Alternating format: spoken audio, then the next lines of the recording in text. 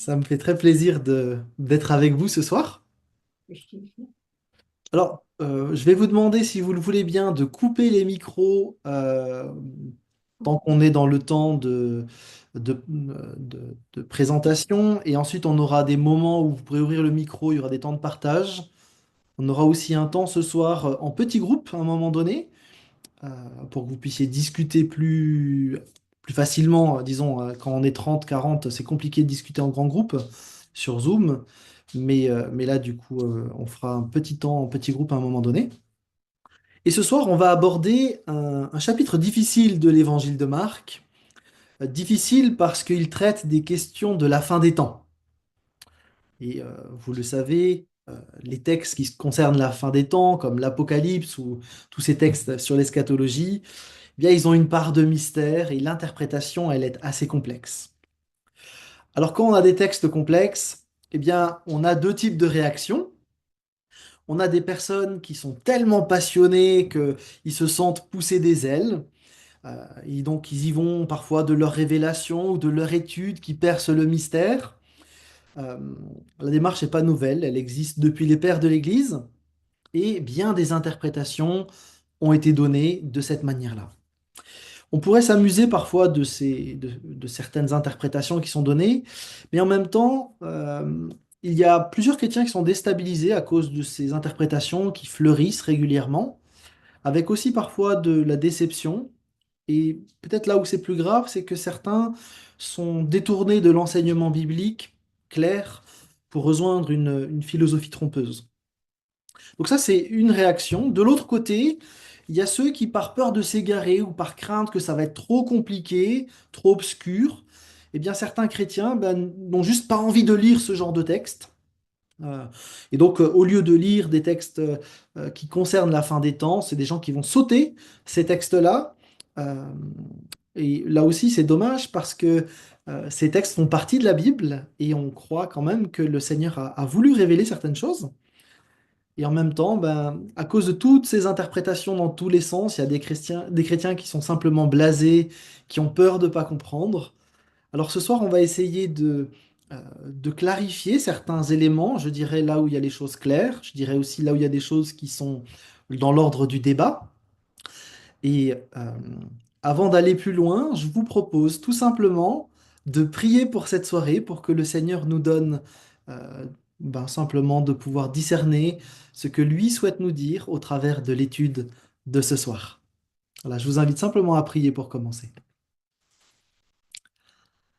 Notre Dieu, notre Père, merci parce que tu es celui qui te révèle. Tu te révèles dans ta parole particulièrement, et tu as voulu que Marc 13 fasse partie de l'évangile de Marc. Et Seigneur, nous voulons ce soir prendre le temps d'étudier ce texte, essayer de discerner ce qui est clair, regarder où il y a les zones de débat. Mais Seigneur, nous te demandons par ton esprit de nous conduire pour que nous puissions tirer quelques principes, quelques vérités de ce texte, pour que euh, tu puisses nous façonner au travers de lui.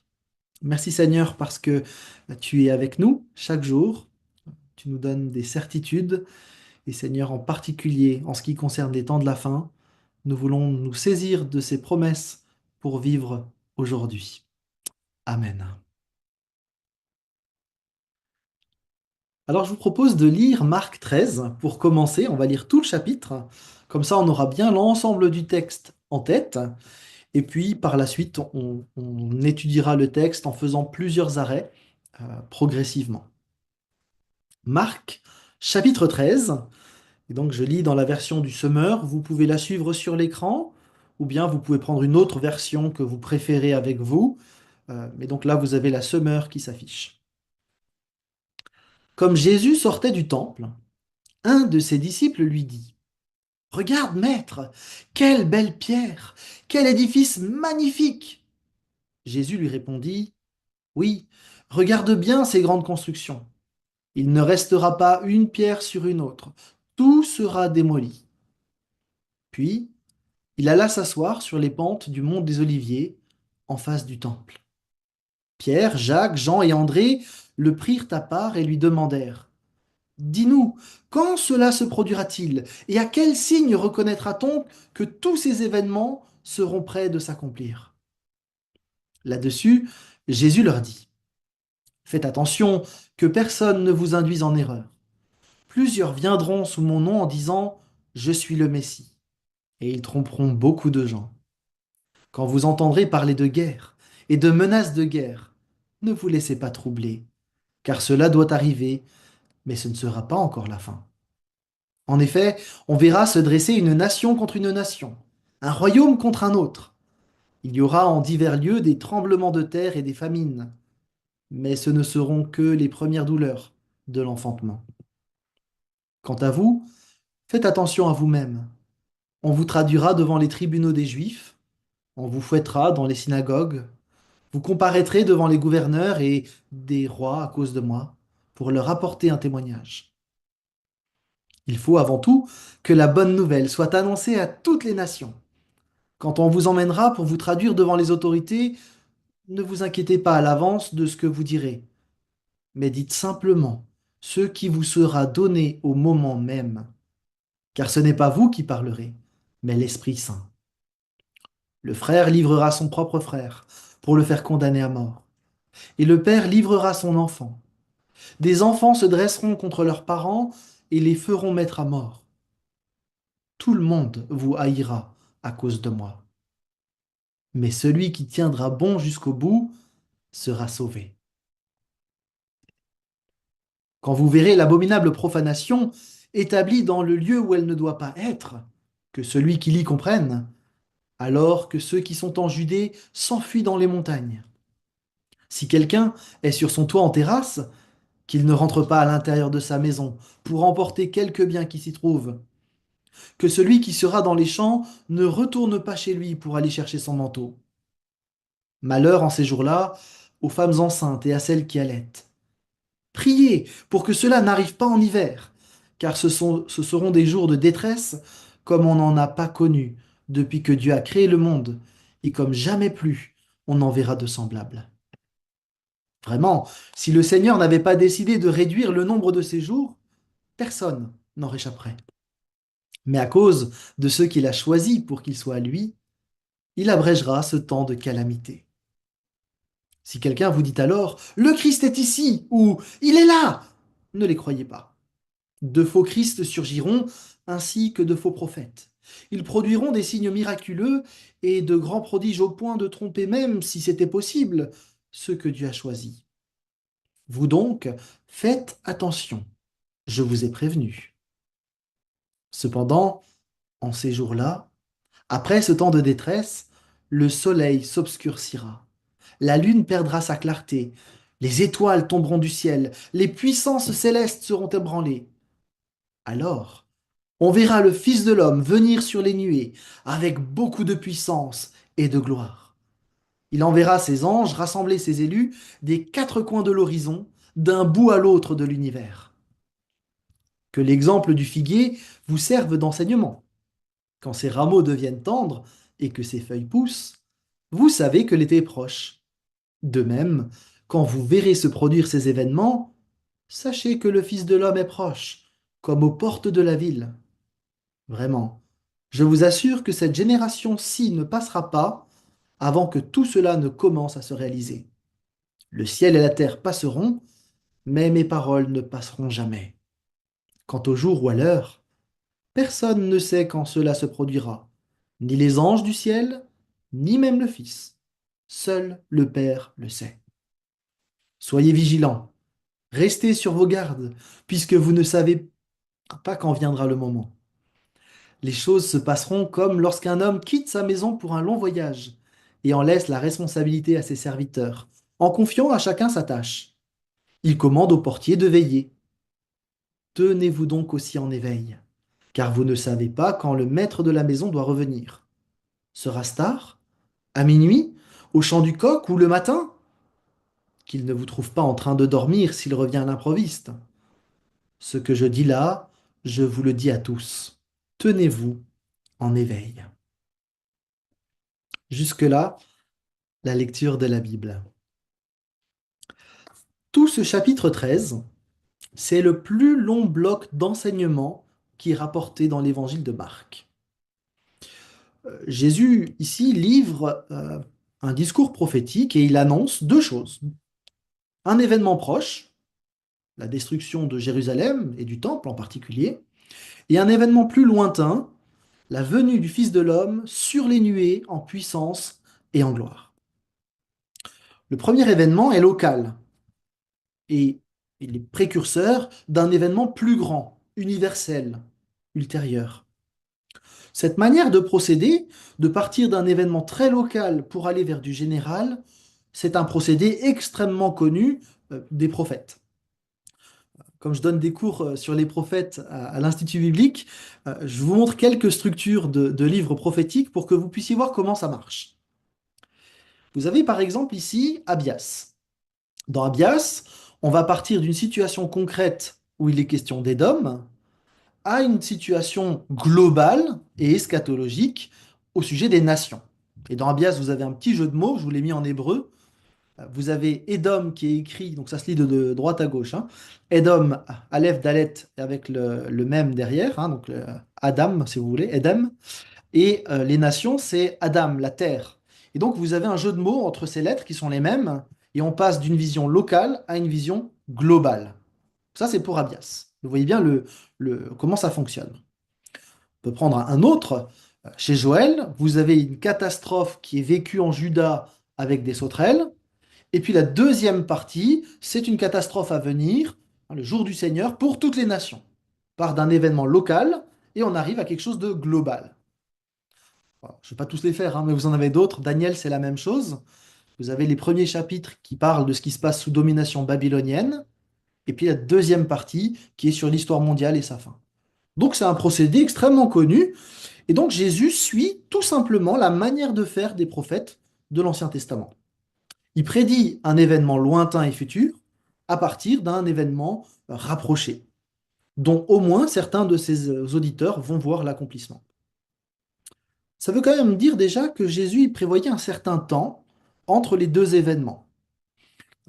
C'est parce on est 2000 ans plus tard, qu'il y a au moins 2000 ans qui se sont passés entre l'événement de la génération dont Jésus parlait, la destruction du temple, et son retour en puissance et en gloire.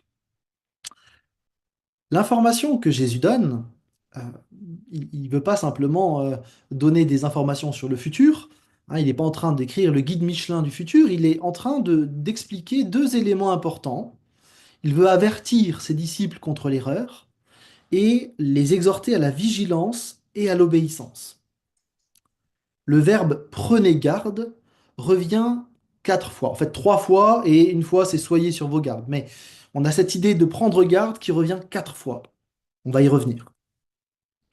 On peut encore noter que euh, notre texte aujourd'hui, Marc 13, ce discours sur le mont des Oliviers, c'est un pont entre les controverses de Jésus avec les autorités religieuses et réellement le récit de sa mise à mort, de son arrestation et de sa mise à mort.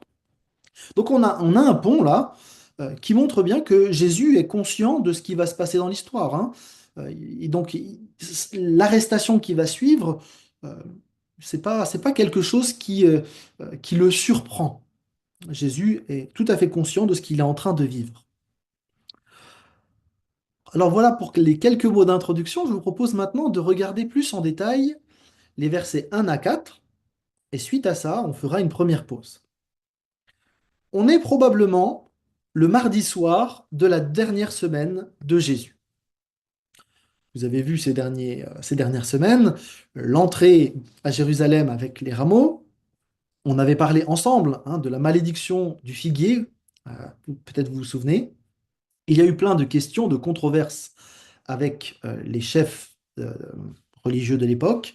Et donc on est le mardi soir, vraisemblablement, et un de ses disciples, alors qu'ils sont en train de quitter Jérusalem, attire le regard de Jésus euh, sur le temple.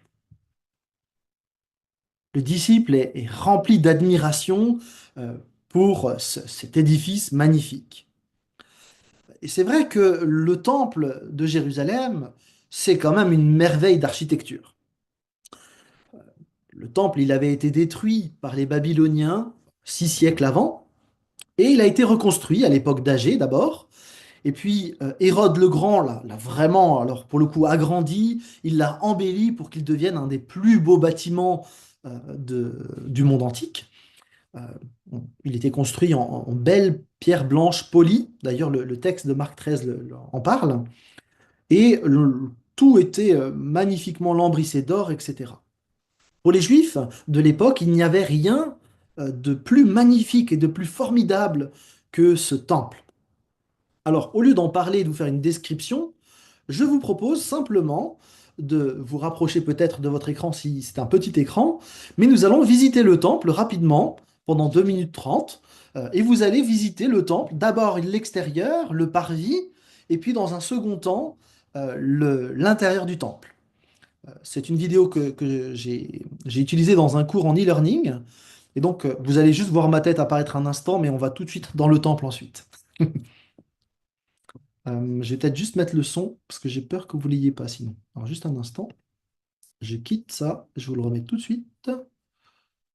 Partager l'audio, voilà. Hop.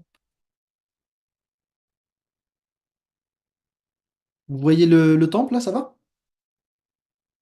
Ok. Il y a la vidéo de l'extérieur du temple et puis il y a la vidéo de l'intérieur. C'est absolument somptueux.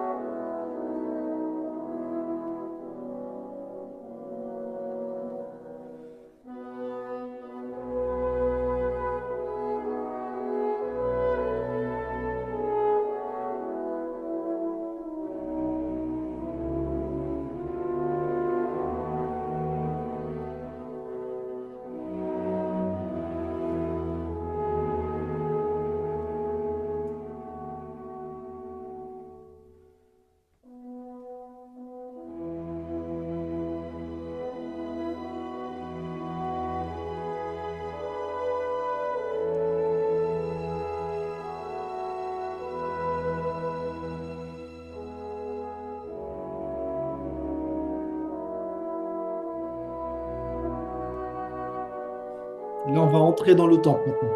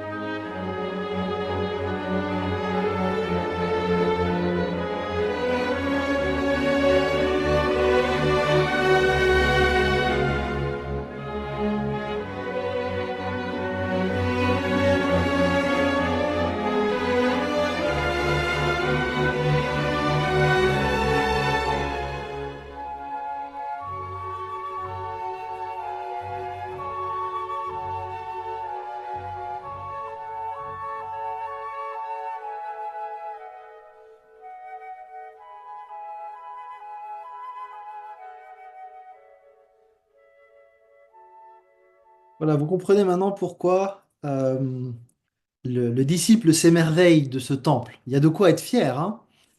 Et Jésus va lui employer à deux reprises une double négation en fait en grec qui souligne la certitude de l'accomplissement de ces paroles.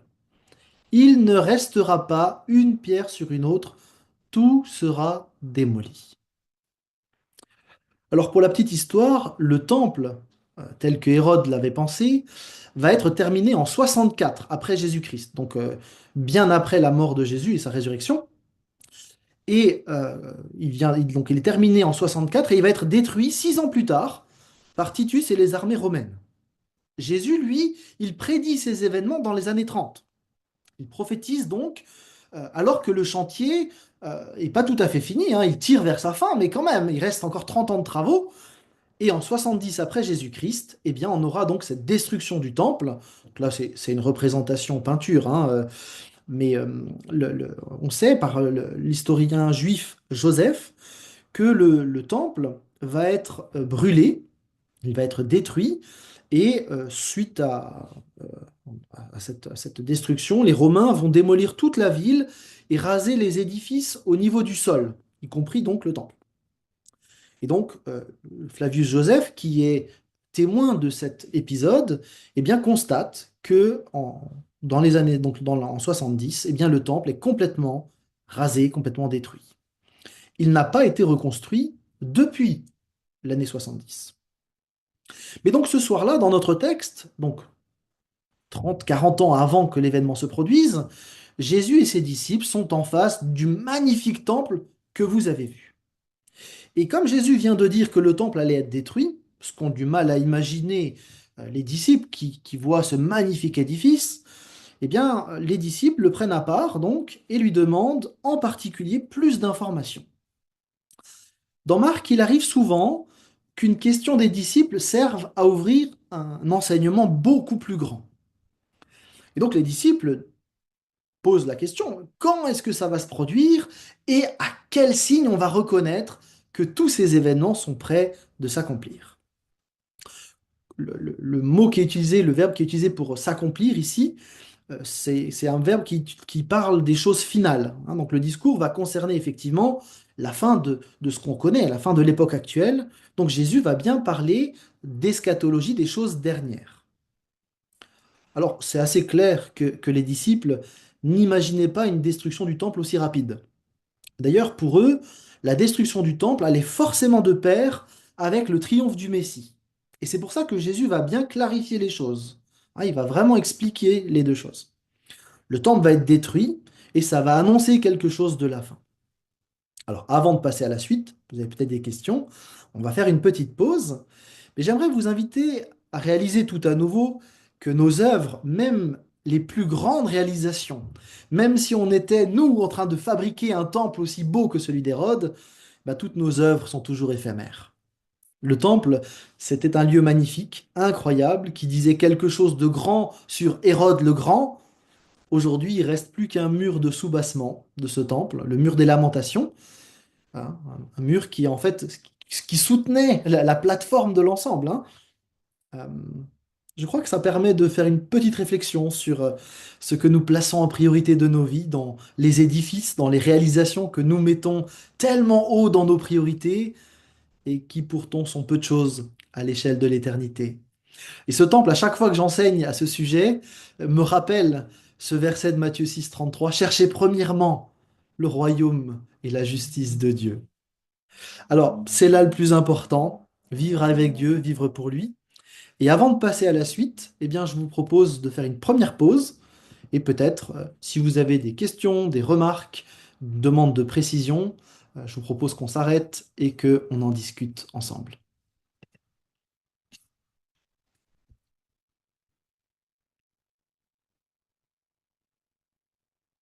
Est-ce que vous avez des questions, des remarques au sujet de ce temple, au sujet de ce qu'on vient de partager? Pensez à ouvrir votre micro si vous voulez partager quelque chose. Bon, j'ai juste une remarque. Bon, j'avais déjà vu cette vidéo et ça me refait la même impression. Je me dis, quand on lit l'Évangile, on voit Jésus, et puis quand on regarde ça, on se dit, mais je veux pas dire que Jésus était petit, ça c'est pas, enfin, je veux pas blasphémer, hein, mais ça remet les choses quand même. Se dit, c'était un homme, quoi, hein, et il était là devant. Même pour lui, c'était quelque chose de grandiose quand même, ce bâtiment. Oui. C'est juste une remarque.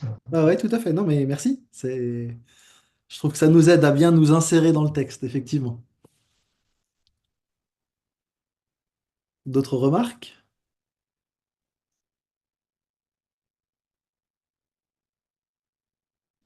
Vous avez peut-être vu ces escaliers au début, hein, comme on monte vers le temple. Donc, c'est tous les champs des montées, etc., hein. C'est parce que le temple est en haut de la montagne, hein.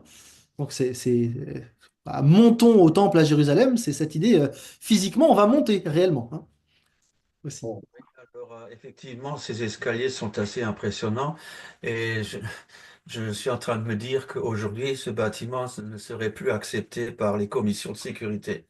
Il n'y a pas d'accès handicapé, par exemple, et les issues de secours, enfin bon, c'est compliqué.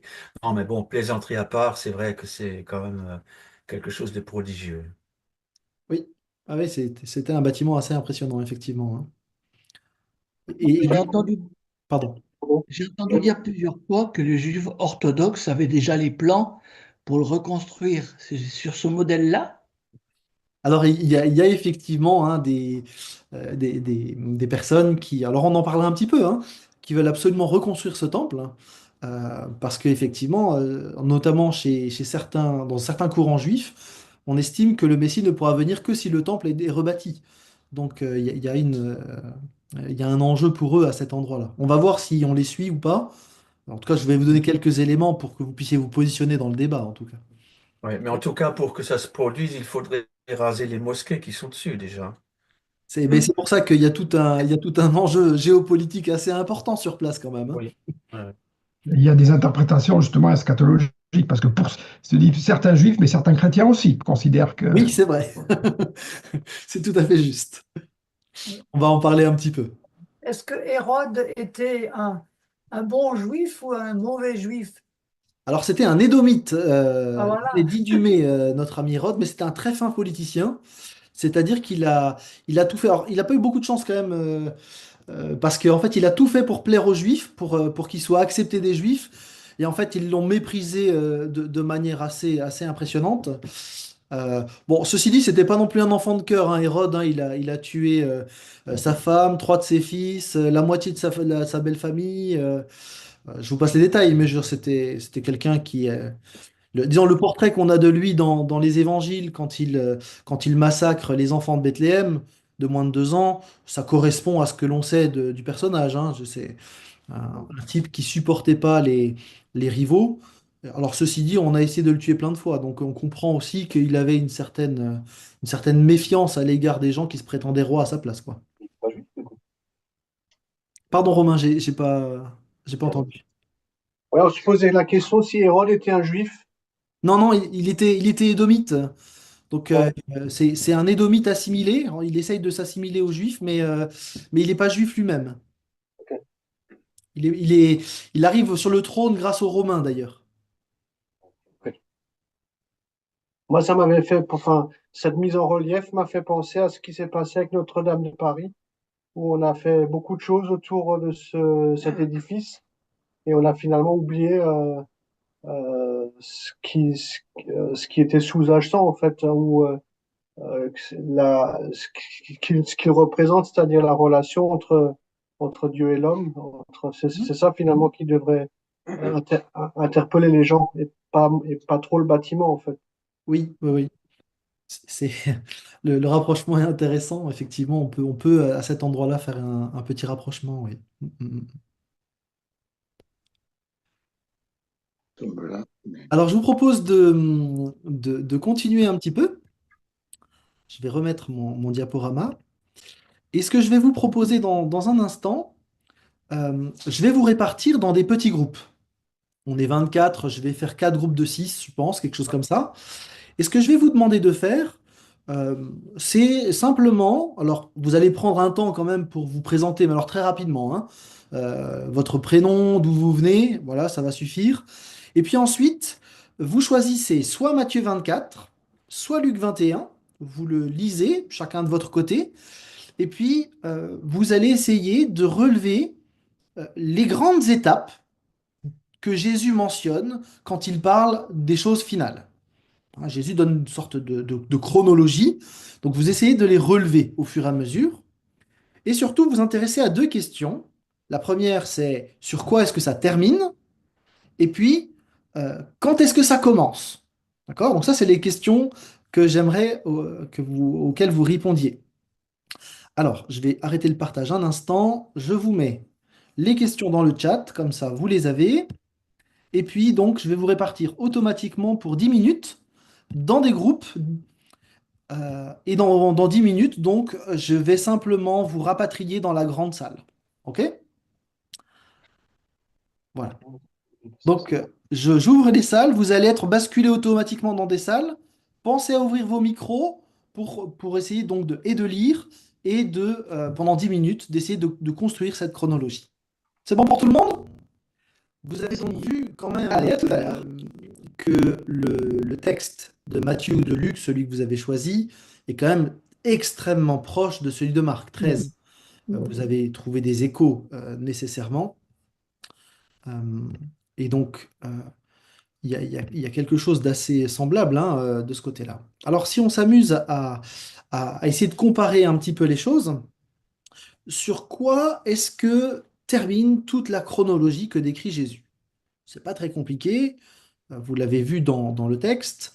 Hein, on termine en fait avec le retour en gloire de Jésus-Christ. Clairement, c'est ce qui marque la fin de l'histoire. Dans les trois évangiles, c'est la même chose. Hein. Les questions de la venue du Fils de l'homme, c'est une expression que Jésus choisit pour parler de lui.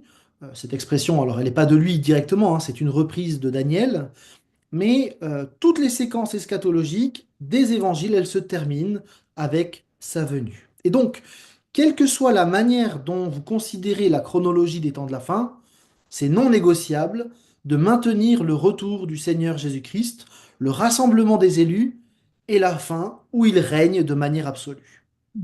Jésus fait toujours aboutir à chaque fois l'histoire à ce point précis. On peut discuter des modalités, mais tous les chrétiens devraient être d'accord sur ce point. Et cette venue de Jésus-Christ, c'est une espérance grandiose. Donc ça, c'est pour la fin. À quel moment ça commence? Eh bien là aussi, les évangiles disent tous la même chose, à savoir que tout commence avec la génération des disciples. Jésus mentionne tous ces signes, non pas pour que les disciples regardent avec frénésie l'actualité, qu'ils établissent des correspondances, mais il le fait d'abord pour les mettre en garde contre les faux signes. Faites attention. Jésus semble préoccupé que ses disciples puissent être entraînés dans une compréhension trop rapide de la fin, d'être trompés, d'être manipulés. Et donc, il semble qu'il indique un temps assez long, mais qui commence à leur génération. Jésus réinvestit d'ailleurs l'expression en ces jours-là. En ces jours-là, c'est une expression que les prophètes utilisent, et Jésus dit que c'est en ces jours-là, donc plus tard, qu'il établira son règne pleinement. Alors quand on compare, comme vous l'avez fait, les deux ou trois évangiles, on voit les parallèles de manière très nette. Voilà un petit peu un comparatif synoptique que je vous propose. Vous pouvez vérifier si vous êtes d'accord. Hein. Il y a parfois des nuances entre les évangiles, mais quand même on retrouve en parallèle des choses qui sont dans le même ordre. Vous voyez par exemple que la séduction, puis les guerres, les tremblements de terre, parfois la nuance de la peste, mais en tout cas la famine. On continue, on a des persécutions. Matthieu et Marc annoncent que la bonne nouvelle doit être prêchée partout. Après, on a cette histoire d'abomination qui est un peu étrange. Luc précise que c'est Jérusalem qui est investie par des armées. Donc on arrive à comprendre ce que c'est cette abomination de désolation, si on garde le parallèle. Il est question ensuite d'une fuite. Et puis ensuite, on a quelque chose de cosmique, hein, avec des étoiles qui tombent, plus de lumière, les puissances célestes qui sont ébranlées, et le Fils de l'homme qui revient avec puissance et le rassemblement des élus. Donc, quand on prend tous ces éléments et qu'on essaye de faire une synthèse de cet ensemble, euh, alors on pourrait discuter sur certains points, mais je vous propose un résumé hein, de l'ensemble. On a quelque part la chronologie qui est proposée par Jésus en ce qui concerne les temps de la fin. Par rapport au texte de l'Apocalypse, par rapport aux visions de Daniel ou encore aux visions de Zacharie, cet exposé est plutôt clair. Et je suggère que si vous voulez vous intéresser à tout ce qui concerne les temps de la fin, il vaut mieux partir des textes clairs pour éclairer les compliqués que de partir des textes compliqués pour essayer d'éclairer les clairs. Dans les trois évangiles, on a toujours la même séquence qui commence à la génération de Jésus, de disciples, et qui termine avec son retour en gloire. D'ailleurs, ce déroulé-là ne s'oppose pas franchement à celui de l'Apocalypse. Je ne vais pas entrer dans tous les détails, on pourra y revenir si vous voulez un jour, mais nombreux sont les théologiens qui, depuis très longtemps, hein, ont montré que cette séquence qui est proposée par Jésus, en fait, c'est la même que celle qu'on trouve dans Apocalypse 6 avec l'ouverture des sceaux. Il semble que dans Apocalypse 6, Jean suit exactement le même déroulé sur le fond, mais sur la forme, il va réinvestir une prophétie de Zacharie avec des chevaux. Et je vous le mets juste comme ça assez rapidement, mais dans l'Apocalypse donc 6, vous avez un cheval blanc. Il ressemble à Christ, mais c'est pas Christ. Christ arrive au chapitre 19, il s'appellera fidèle et véritable. Chapitre 6, on a quelqu'un qui imite Christ. Or, ce qui est étonnant, c'est que la première étape dont Jésus parlait, c'était les faux Christ, avec la séduction. Le deuxième cheval, c'est le cheval rouge, avec du sang, etc. L'image pour la guerre est bien choisie. La faiblesse de l'argumentaire, c'est qu'il n'y a pas de tremblement de terre, donc on pourrait le contester. En tout cas, le troisième cheval, le cheval noir, avec des prix exorbitants qui sont annoncés, dit quelque chose de la famine. Et puis le cheval blême, livide, qui est représenté par la mort, eh bien, est une belle illustration de la persécution. Du coup, il semble que l'on peut mettre en parallèle les textes des évangiles et ce texte d'Apocalypse. Et si on le fait, alors vous avez beaucoup d'auteurs qui l'ont fait avant moi, hein, vous avez donc de nouveau ce déroulé en fait qu'on retrouve aussi bien dans les évangiles que dans Apocalypse. On a donc la même chronologie. Alors, jusque-là, à peu près tout le monde est d'accord. Là où ça devient plus compliqué, c'est que les uns et les autres n'interprètent pas de la même manière cette mise en parallèle. Alors peut-être vous le savez, peut-être pas, il y a différentes écoles en ce qui concerne l'Apocalypse. Alors je ne vais pas faire des grandes discours là-dessus, mais vous avez ceux qui considèrent que pour les prétéristes, l'Apocalypse, elle présente ce qui s'est passé de Jean à la chute de Rome, ou à la conversion de Constantin, ça dépendra des écoles. Euh, parce que vous avez plein de nuances dans chacune, hein. Les historicistes ou les présentistes, ils disent bah, l'Apocalypse, ça concerne notre actualité. Alors là, vous avez des versions nombreuses de cette école, puisqu'à chaque époque, il y a des gens qui ont essayé de faire des liens entre l'Apocalypse ou les évangiles et leur actualité. Et encore aujourd'hui, j'écoutais quelqu'un qui faisait le lien avec Trump. Donc ça ne vous surprendra pas.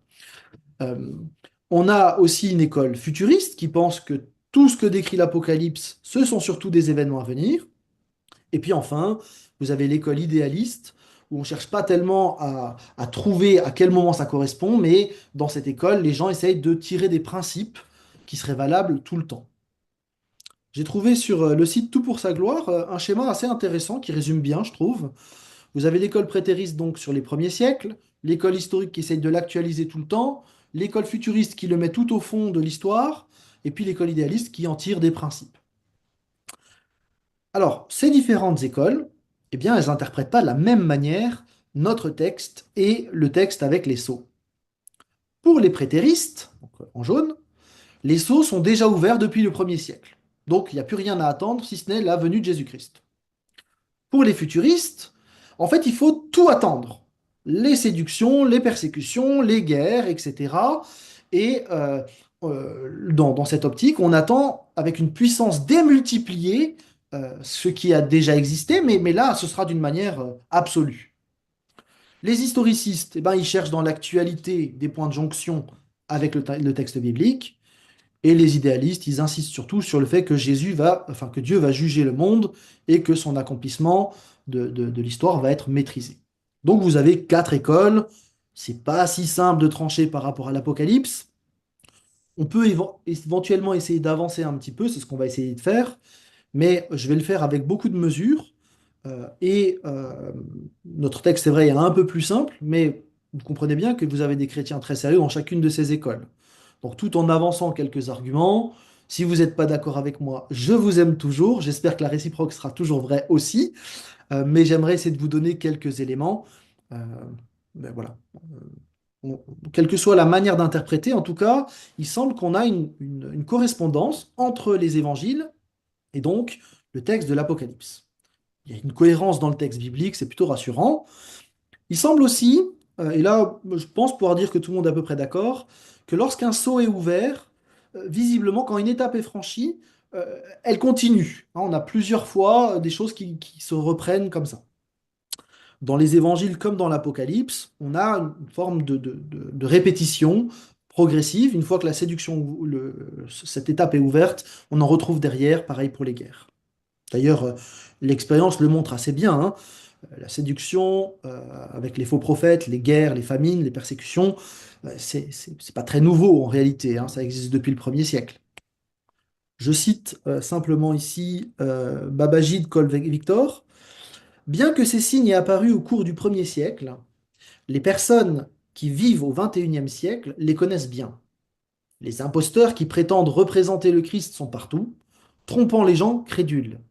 Les conflits ethniques, l'effondrement interne de la loi et de l'ordre, les guerres transfrontalières, les déplacements massifs de populations transformées en réfugiés, les tremblements de terre dévastateurs et d'autres événements de ce genre sont légion. Aussi alarmantes que puissent être ces catastrophes, les enfants du royaume ont reçu l'ordre de ne pas s'alarmer, car ces événements ne signalent pas la fin des temps. Certains commentateurs donc vont considérer qu'il y a une amplification de ces signes et qu'il y aura une version maximale à la fin des temps. D'autres indiquent simplement que ça a commencé, que ça se poursuivra et que ça se poursuivra jusqu'au retour du Seigneur. En fait, la grande question, quand on voit se dérouler, la grande question, c'est la manière d'interpréter cette histoire d'abomination. Qu'est-ce que c'est que ce truc? De quoi parlait Jésus?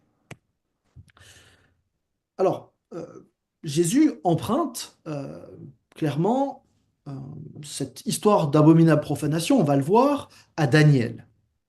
Et en fait, pour essayer de comprendre ce que ça peut être, eh bien, les gens ne sont pas d'accord pour l'interprétation. Certains disent que c'est la destruction de Jérusalem par Titus en 70. D'autres disent non, non, pas du tout, c'est quelque chose qui doit encore venir plus tard.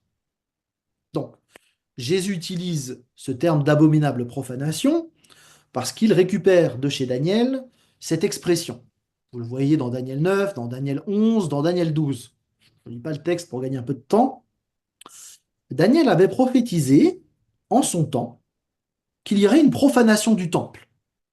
Et effectivement, quelques siècles plus tard, en 168 avant Jésus-Christ, eh bien, on a un roi, Antiochus IV Épiphane, roi grec, Séleucide, qui va profaner le temple de Jérusalem. Il va ériger un autel à Zeus à la place de l'autel qui était pour Dieu, et il va offrir des sacrifices de porc, animal impur, pour Zeus, dans l'enceinte même du temple.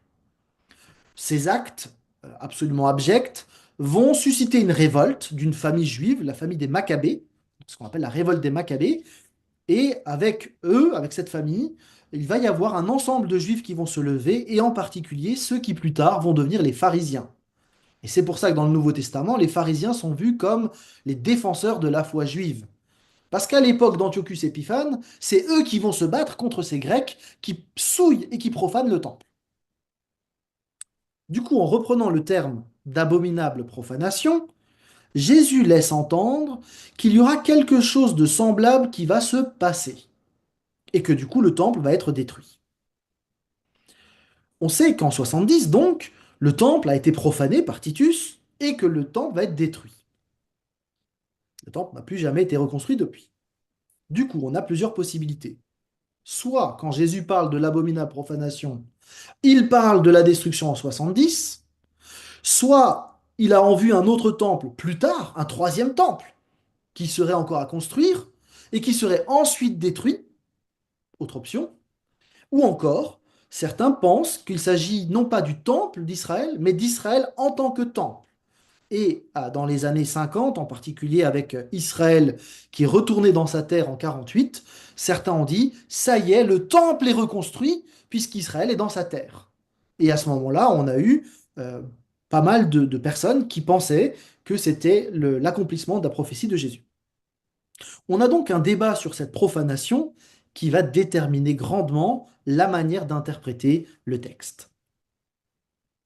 On va pas trancher, nous de notre côté, je donnerai quelques éléments après. Ce qu'on peut dire, c'est que cet événement qui est annoncé par Jésus semble être le signal de la fin imminente. En décrivant les événements de la fin, le Seigneur utilise un langage qui est très proche de ce qu'on trouve dans Daniel, euh, puisqu'il cite carrément les jours de détresse comme on n'en a jamais connu. Et donc pour certains, eh bien Jésus est en train de dire que effectivement ce sera la plus grosse des catastrophes qu'on a jamais vécues et donc elle n'est pas encore venue. Et d'autres vont dire non, non, en fait il cite Daniel pour nous renvoyer vers 70. Donc vous voyez que du coup ça ne nous aide pas dans notre positionnement pour savoir qui a raison dans le débat. Pour résumer, selon l'interprétation qui est faite, vous avez ceux qui disent, bah en fait, on est avant l'ouverture des sceaux, avant ce que Jésus annonce, et donc il va falloir attendre l'ensemble jusqu'à la construction du temple, du troisième temple, etc. Soit on considère que c'est déjà passé, que l'abomination c'était 70, et du coup il reste plus grand-chose à attendre puisque tout ça est déjà passé. Ça va pour tout le monde? Ok, chouette. Donc dans un cas, on a beaucoup de choses à attendre, dans un autre cas, on a très peu de choses à attendre. En fait, le retour du Seigneur avec le jugement en même temps. Alors, je penche pour cette option, avec beaucoup de respect pour ceux qui pensent autrement, mais il me semble que quand on prend les paroles de Jésus sans autre grille de lecture, en tout cas dans l'évangile de Marc, il me semble que la fin pourrait venir assez rapidement. Et du coup, je penche pour cette option. La reconstruction d'un temple en territoire arabe actuellement fait qu'on aurait un certain temps qui pourrait se passer avant que le Seigneur revienne. Ça me semble être en contradiction avec l'imminence de son retour. Alors, je ne cherche pas à vous convaincre nécessairement, mais juste pour appuyer mon propos, parce que quand on dit quelque chose, il faut le justifier quand même. Au verset 4, les disciples posent la question du signe ou des signes précurseurs qui vont annoncer la ruine du temple de Jérusalem. Et c'est à cette question que Jésus répond. Et donc, pour Jésus, le signal de la fin, c'est la destruction du temple, et du temple qui est là sous les yeux. Et je note qu'à partir du verset 24, le bouleversement cosmique, la venue du Seigneur, qui sont annoncés par Jésus, c'est à ce moment-là qu'on a l'expression en ces jours-là, qui semble mettre un décalage entre l'ensemble. En tous les cas, vous l'aurez compris, la manière d'interpréter l'abominable profanation est décisive. Et là, quel que soit le positionnement, le plus important n'est pas sur la date, le plus important, il est là. C'est que le Seigneur invite ses disciples à prendre garde et à veiller. Il invite aussi les disciples à persévérer, à faire attention à eux-mêmes. Parce que Jésus dit, ça va pas être facile. Entre le moment où Jésus parle et son retour final, ses disciples vont être mobilisés. Ça va être à la fois le temps du témoignage, mais en même temps le temps de la persécution. Jésus mandate les disciples pour faire d'autres disciples, en allant, en baptisant, en enseignant, et en même temps, il leur dit aussi qu'ils seront persécutés. On peut même dire que la persécution va favoriser la diffusion de l'évangile, mais que la diffusion de l'évangile va favoriser la persécution. On a là un double élément que vous retrouvez d'ailleurs dans l'Apocalypse de A à Z, hein. Et Jésus précise les choses à ses disciples dans notre texte. Il dit que la persécution viendra, c'est vrai, des voies officielles, mais aussi des relations personnelles intimes. Frère contre frère, père contre enfant, enfant contre parent. À cause de leur obéissance à Jésus, il y aura non seulement des autorités qui seront hostiles, mais aussi même des membres de leur famille qui vont les haïr. Et dans ce contexte violent, Jésus fait une promesse. Celui qui tiendra bon jusqu'au bout sera sauvé. Celui qui demeure fidèle à Christ, à l'Évangile jusqu'à la fin sera sauvé. Alors, se sauver, là, c'est celui qui connaîtra le salut de Dieu sous la forme finale. Hein, c'est la glorification. La persévérance qui est là, c'est la conséquence, c'est le signe extérieur de quelqu'un qui a reçu Christ. C'est pas le fondement, hein, mais c'est un gage de sa sincérité spirituelle. Une personne véritablement sauvée par grâce, hein, au moyen de la foi, eh bien, persévérera jusqu'au bout. On a un petit peu, si vous voulez, l'image du feu du creuset qui permet d'éprouver si réellement la personne est attachée au Seigneur ou pas. Alors, pour pas que on se sente abandonné, le Seigneur ne nous laisse pas seuls. Le Seigneur précise à ses disciples, et on peut le prendre pour nous aussi, qu'il a donné son esprit pour nous aider, pour encourager, pour inspirer, pour permettre précisément de tenir bon. En même temps, le Saint-Esprit est celui qui nous marque comme propriété de Dieu. Et donc, même si tout n'est pas clair sur le déroulé de la fin des temps, et qu'il y a des interprétations différentes, on est au moins tous appelés à faire quelque chose. Veiller, témoigner, prendre garde aux erreurs, et nous savons que Dieu est fidèle et qu'il marche à nos côtés. Quelle que soit la manière de considérer la chronologie de la fin, c'est non négociable de maintenir le retour du Seigneur, le rassemblement des élus, la fin de l'histoire où il règne, et c'est non négociable aussi de tenir le témoignage que nous sommes appelés à porter.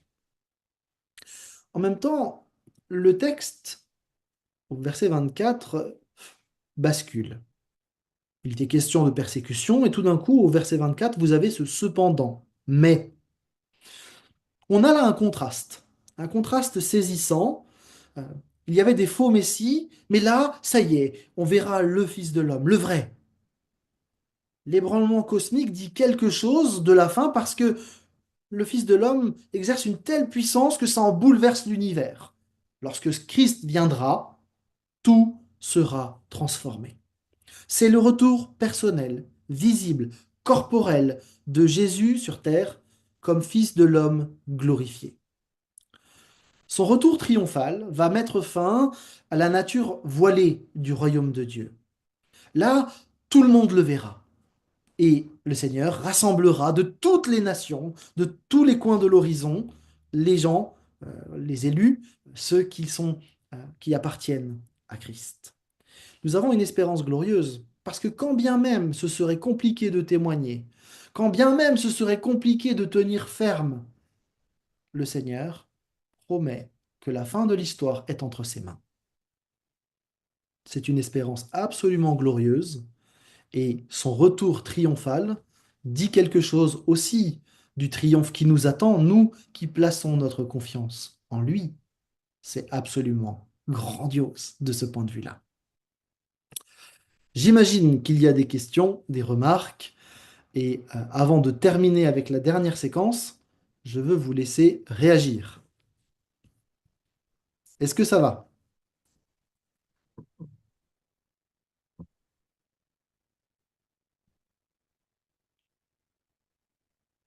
Ça vous laisse sans voix?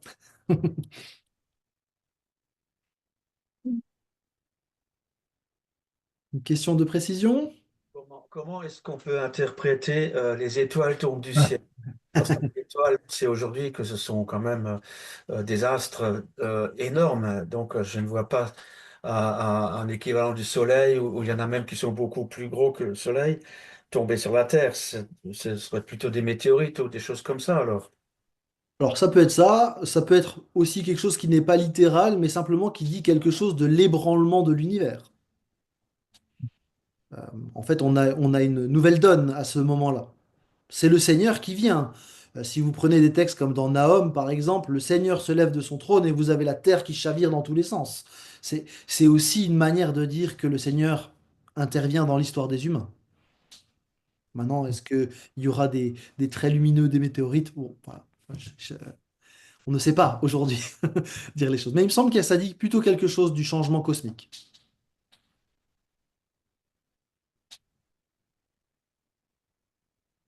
D'autres réactions?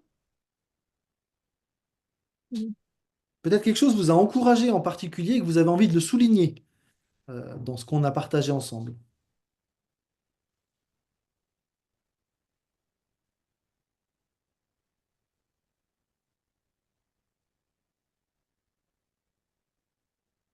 Je dirais l'encouragement, c'est que ce passage, bien qu'il puisse paraître d'un côté effrayant, c'est un petit peu comme l'Apocalypse, c'est avant tout une invitation à regarder à Christ et à être plus que vainqueur, quoi. Voilà. Oui, Voilà. tout à fait. Question sur l'interprétation de l'Apocalypse qui dit que tout s'est fait dans les premiers siècles. Alors, je suis désolé, j'ai pas bien compris le début de votre question. Suite, concernant la théorie de l'Apocalypse, qui a été accomplie dans les premiers siècles, C'est mauvais, ça Ouais, je suis communique. désolé, la connexion ne doit pas être bonne. Si vous voulez la mettre dans le chat, la question, je veux bien la regarder, mais on n'arrive pas à vous comprendre en fait. Je suis vraiment désolé. Si vous l'écrivez dans le chat, je vous y réponds. Et puis peut-être entre-temps, je prends Camille qui avait aussi une remarque qu'il voulait faire. Ben, c'était au verset 30 qu'on n'a pas commenté, où Jésus parle de la génération qui ne passera pas, que ces choses arrivent. Alors, je ne sais pas à quelle génération il faisait allusion.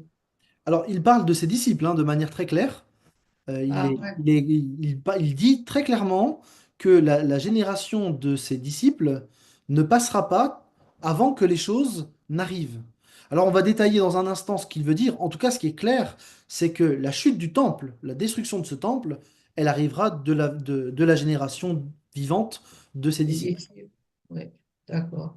Et donc, Merci. si on part du principe, alors c'est discuté, hein, vous avez bien compris, mais si on part du principe que Jésus annonce la destruction du temple avec l'abominable profanation, ça veut dire que les étapes 1, 2, 3, 4, 5 sont déjà accomplies du vivant des disciples. Et donc, il reste plus grand-chose à attendre, si ce n'est le retour du Seigneur. C'est une bonne nouvelle.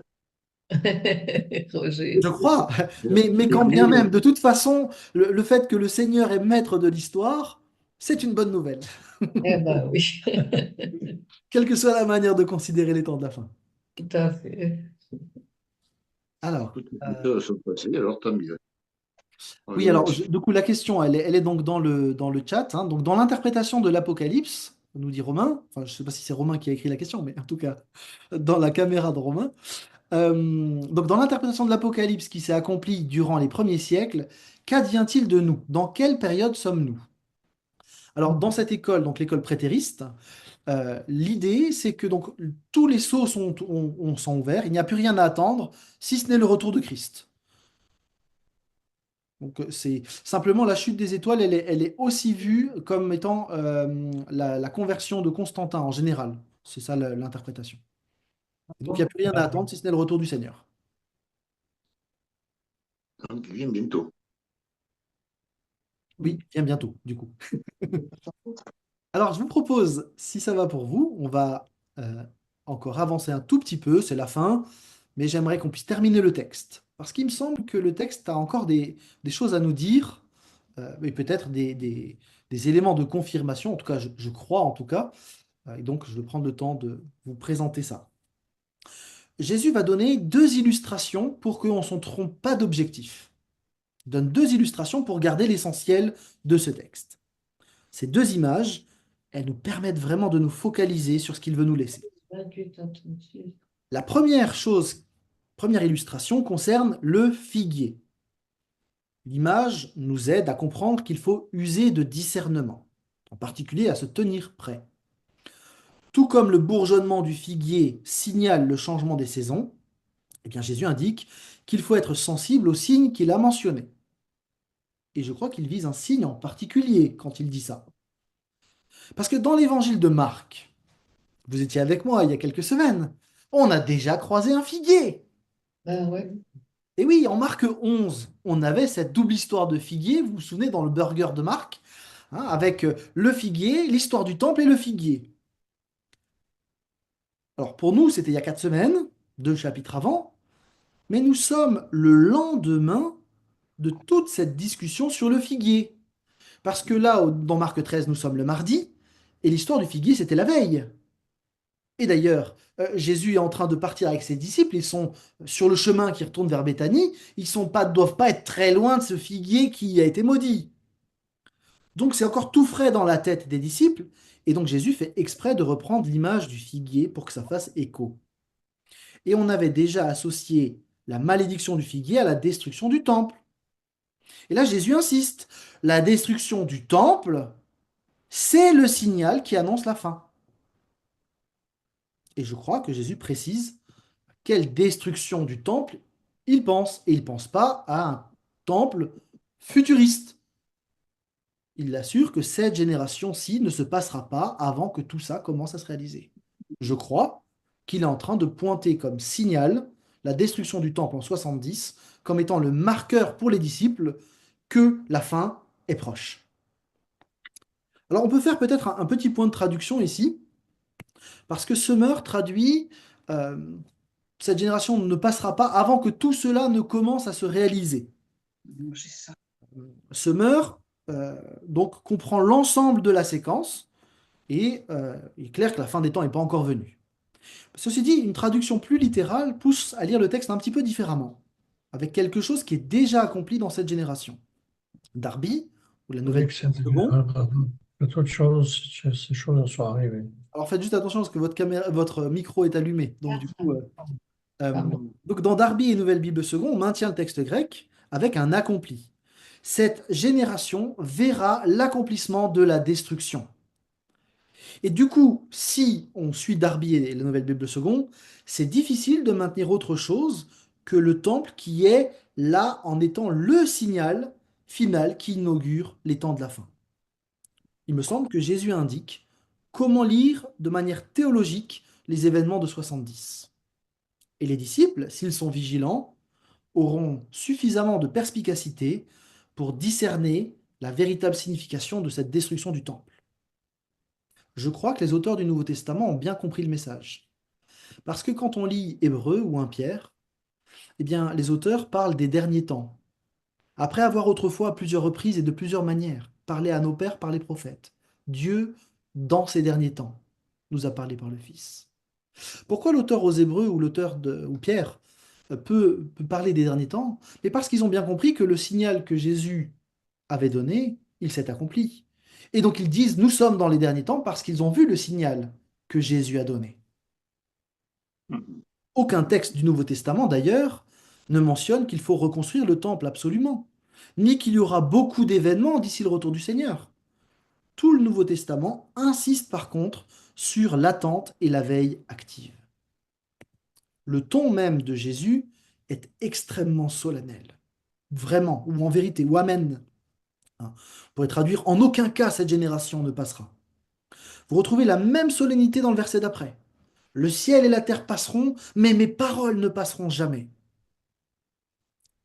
Jésus insiste pour dire que ce qu'il a dit va s'accomplir. Alors, le verset 32 qui suit est parfois utilisé par les témoins de Jéhovah pour montrer que Jésus est inférieur au Père.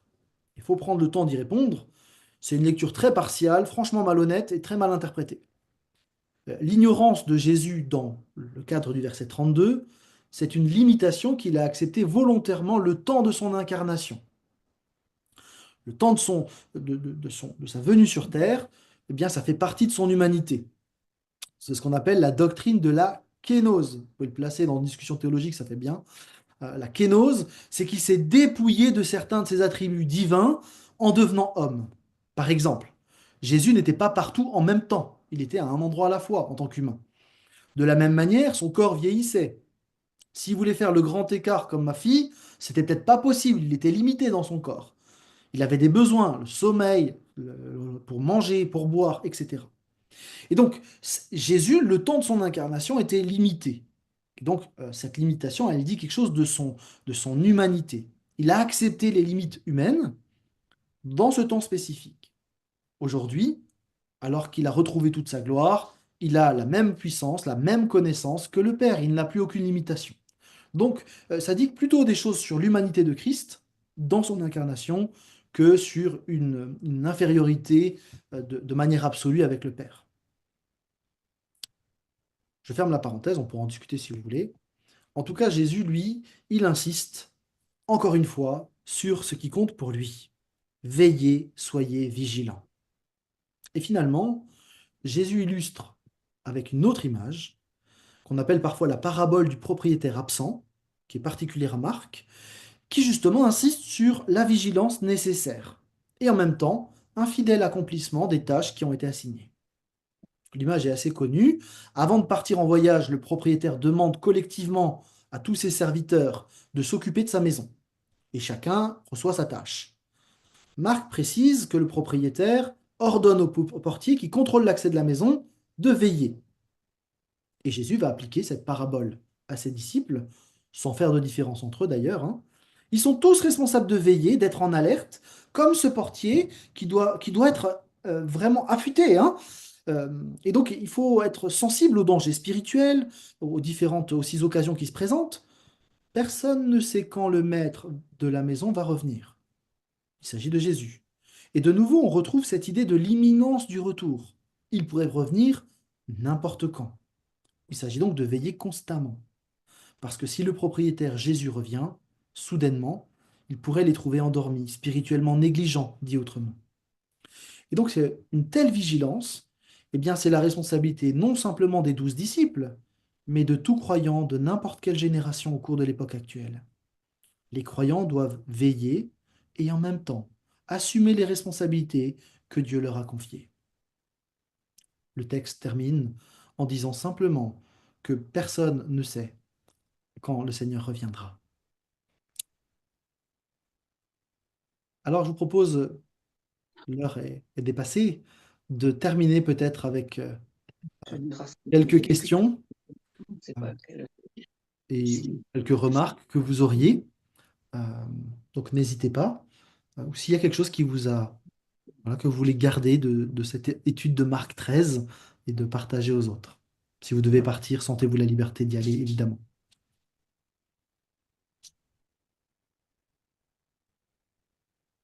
Qu'en est-il de l'enlèvement de l'Église?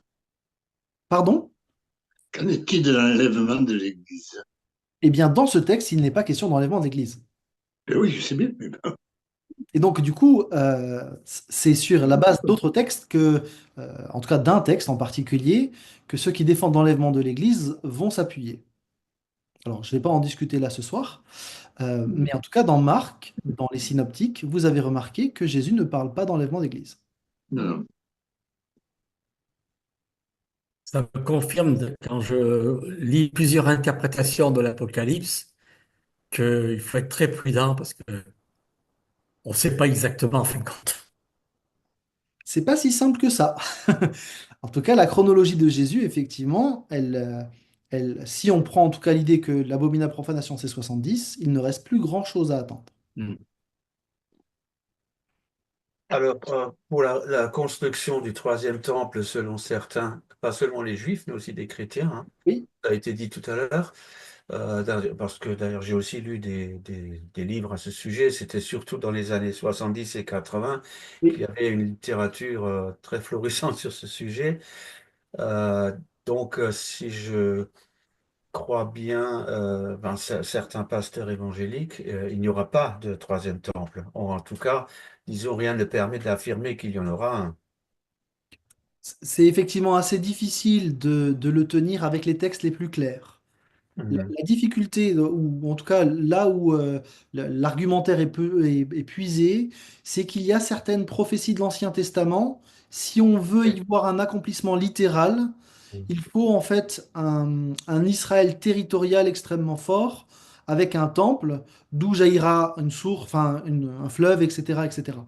Et donc, dans les années 60, ce qui s'est passé donc, quand Israël retrouve sa terre, ça fait quand même 2000 ans jusque-là qu'Israël n'avait pas de terre. Et donc, dans les années 50 en particulier, tous ceux qui ont connu cette période des années 50-80, il y avait une effervescence autour d'Israël, d'un point de vue théologique, hein, Mhm. à laquelle j'aurais probablement contribué à l'époque, hein, qui en fait semblait indiquer qu'on était dans l'accomplissement des prophéties. Et donc forcément, beaucoup de pasteurs, beaucoup de théologiens ont suivi cette ligne-là. En 2025, il est vrai que les théologiens ont pris beaucoup de recul par rapport à cet élan. Ça ne veut pas dire que c'est faux. Ça veut juste dire qu'on a pris de la distance par rapport à ça et qu'on est un petit peu moins sensible dans ma génération à cette question du retour d'Israël dans sa terre et qu'en fait euh, on a d'autres éléments qui vont plutôt dans un autre sens. Mais comme dit, ça ne veut pas dire qu'on a raison, hein. Merci. Moi, je trouve que pour l'enlèvement de l'Église, le fait quand même dans Marc qu'ils disent que les anges, ils vont nous rassembler, nous, à l'Église, quand même, c'est un peu pareil, quoi. Alors, ça Après, pourrait, effectivement. ça veut dire un petit peu pareil, en fait. Enfin bon, c'est nous rassemble pour être près de lui, quoi. Moi, ça me choque pas du tout. Je vois pas de contradiction, en tout cas. Ok. Mais c'est bien. Mhm. En fait, ça peut se défendre sans problème, hein, de nouveau, Mhm. c'est pas un souci. Simplement, la venue du Seigneur, dans le texte en tout cas qui est présenté, c'est bien le Seigneur qui vient et c'est pas l'Église qui vient à lui. Et en fait, Ouais. tout l'appui de l'enlèvement de l'Église, bon, on va y venir quand même finalement, hein, mais tout l'appui de l'enlèvement de l'Église, il se trouve dans 1 Thessaloniciens 4. Et en fait, dans 1 Thessaloniciens 4, il est question effectivement qu'on va aller à la rencontre du Seigneur dans les airs. Et en fait, Paul utilise l'image d'une ville qui sort à la rencontre du roi et qui l'accueille dans sa ville. Alors, on peut le lire du coup de la manière que le Seigneur arrive, Mhm. l'Église vient à sa rencontre et il Ben vient oui. s'installer Mhm. dans la cité. Euh, Mhm. D'autres vont le voir comme un enlèvement de l'Église et vous voyez que finalement, on n'a toujours pas réglé la question.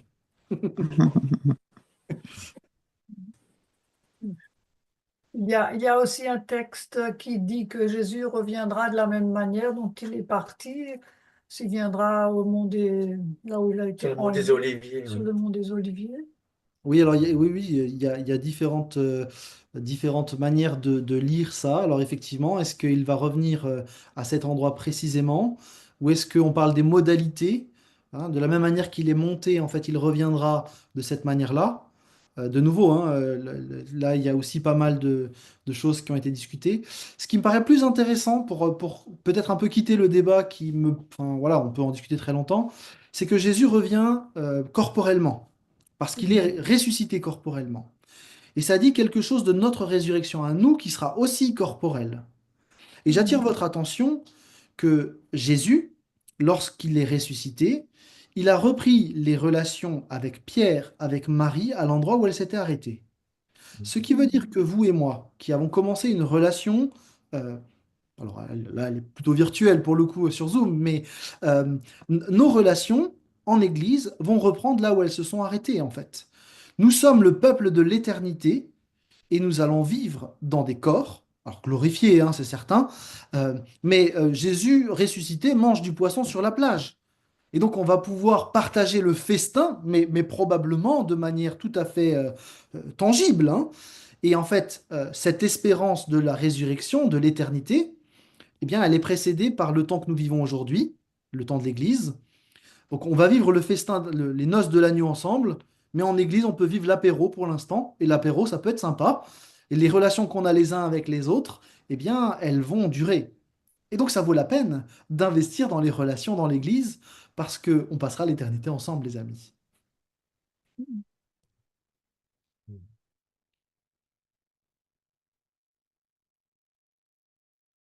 Écoutez,